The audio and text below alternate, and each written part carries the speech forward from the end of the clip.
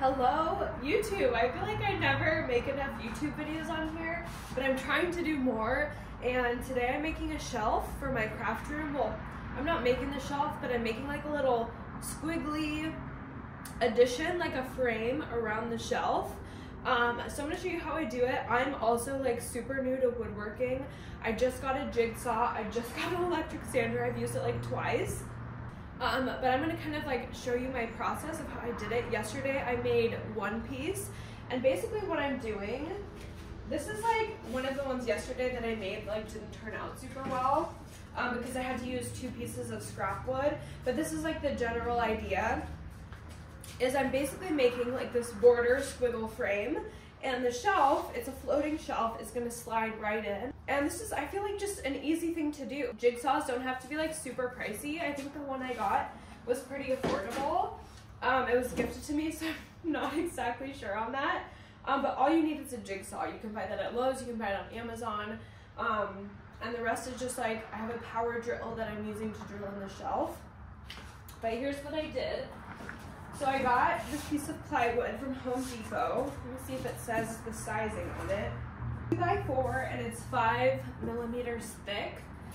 So you can see it's like a pretty flimsy piece of wood, which you don't want for like a project. If I was making a shelf out of this, it would not be good. Because we're just making a border, this is what I need. I think I spent $12 on this piece, and I won't even use the whole thing. So I'm spending $24 total for these frames.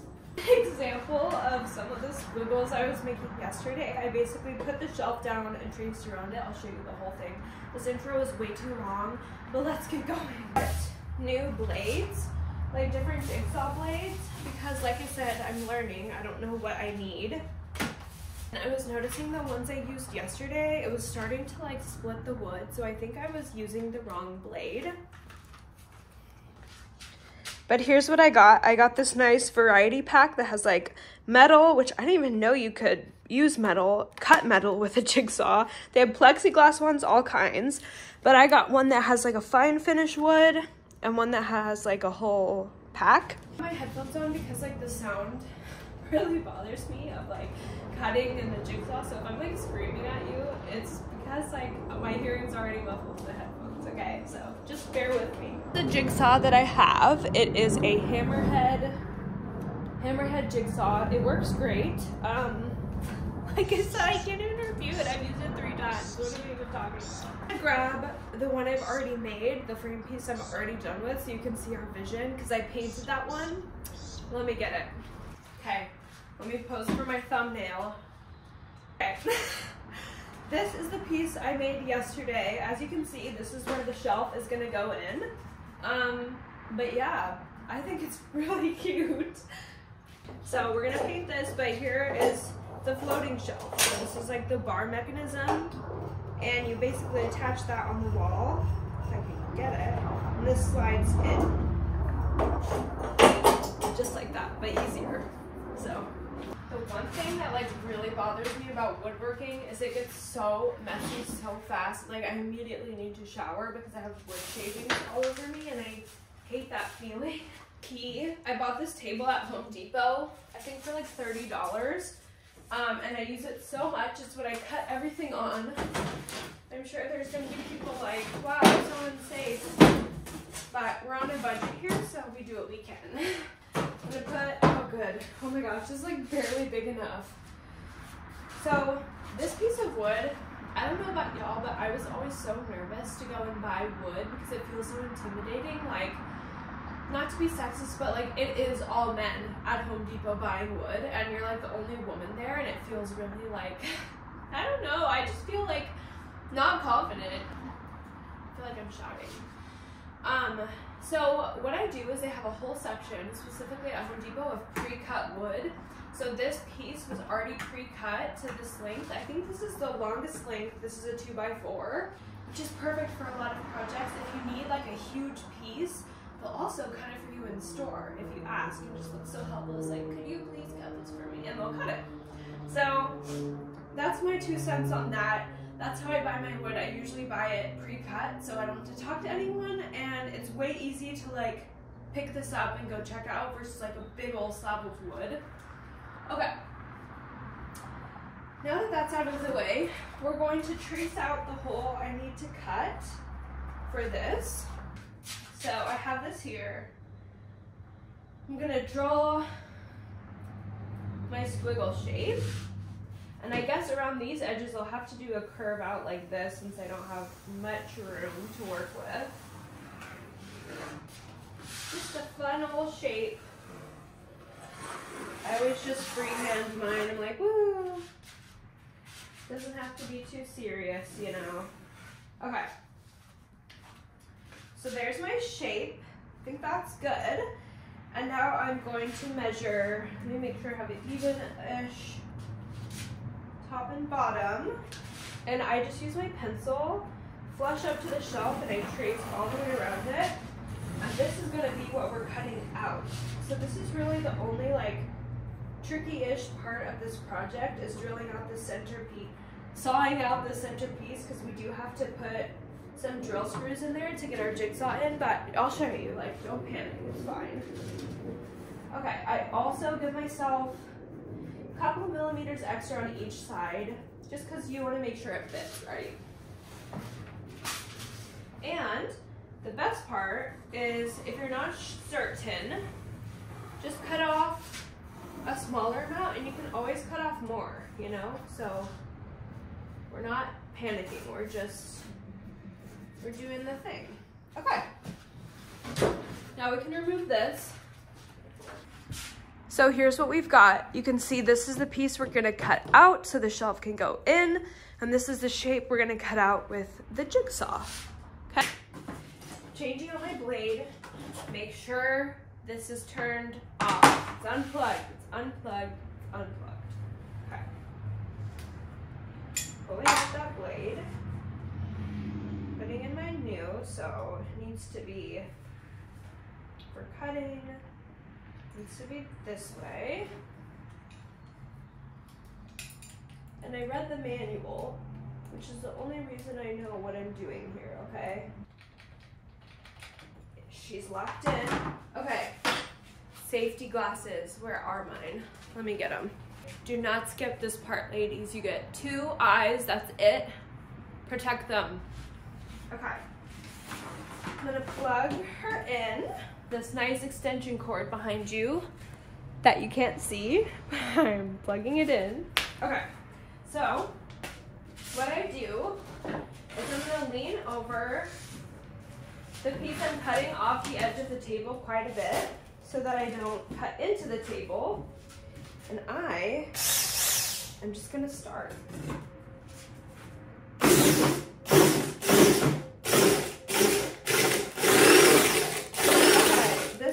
A lot better. I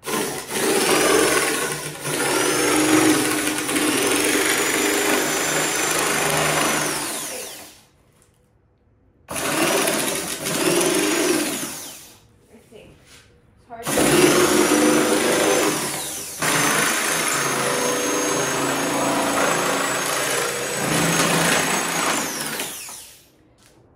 just cut off the extra pieces as you go so they're out of your way. Okay, this is a good blade. Pro tip, cut on the side that is not gonna be facing out. So cut on the bad side because the cut is gonna look nicer on the other side. So paranoid I'm gonna cut this stage.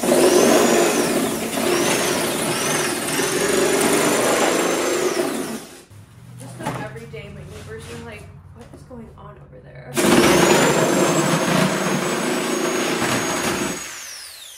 Okay. Voila. Okay, I cut out my hole in the middle. And what I did is I used my my drill and I cut a hole here and a hole here right into the wood, right? Because we can't just stick our jigsaw in when there's a piece of wood there. Like, we need a hole for the blade to go in. That way we can cut. So I put a hole here, hole here, hole there, and I cut all the way around. Went super slow. That's like the hardest part, and I'm so frustrated that I didn't film it. But this is what we've got now. What I'm using to sand, and if you don't have a sander, I'm just using a handheld sand block, and I'm using a piece of sandpaper. You can use just a regular like piece of wood too, like a wood block. Wrap it around, and we're just gonna go all the way around the edges. And that just gets rid of all splinters and gives it a nice finish. So I sand all the way around on the back side. This is my bad side. And I'm gonna sand it down, and then we'll flip it and sand the good side. I do have a handheld sander, but I find that it's harder to sand in like wavy pieces with the electric sander than like to hand hold a block.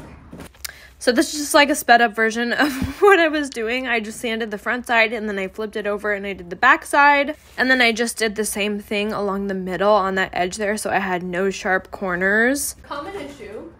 I have this little area here that is not looking too great. I'm just gonna use some wood filler and fill it in, and it should be good as new. If you don't have wood filler, you can literally mix wood shavings with glue and put it on in that space.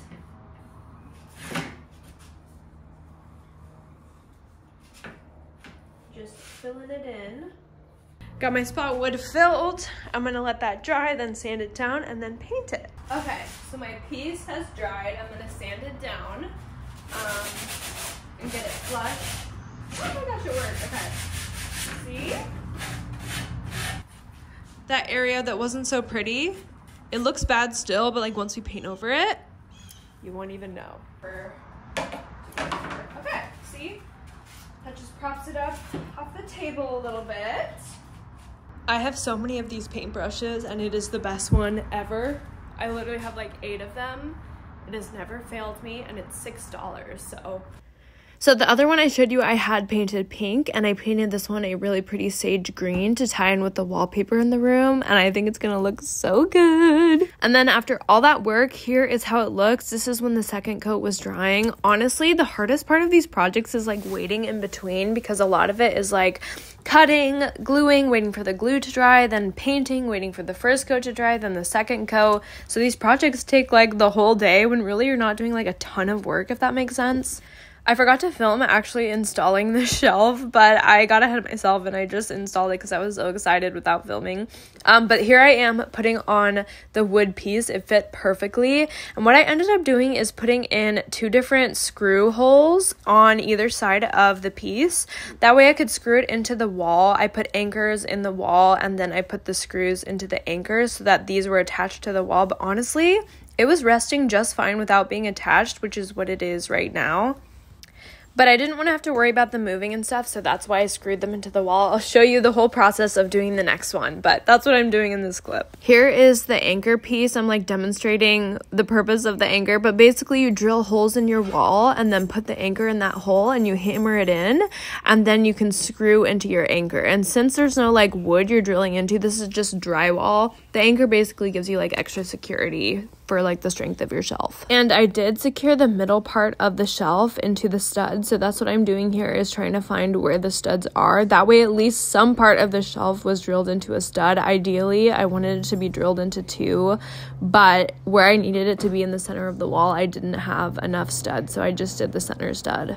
Okay, so I just made all my holes. I have my drywall holes, and then I could only drill into 1 stud, which isn't ideal.